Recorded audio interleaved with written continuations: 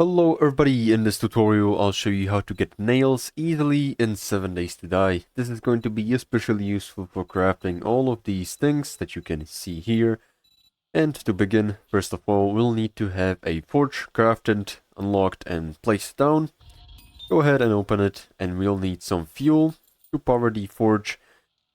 And also we'll need some iron and clay to craft the nails. Iron can be gathered by scrapping some cars using a pickaxe, or finding some iron ore, or mining some iron blocks.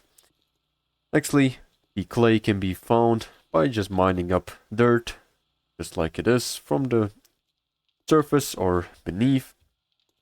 And once you have it all, just put these two ingredients inside of the smelting tab right here, wait for it to smelt, and once you have enough of the materials smelted, you can go ahead and craft the desired amount of nails right here. Go to resources, select the nails and just click craft. Then take them from the output, and this is how you get nails.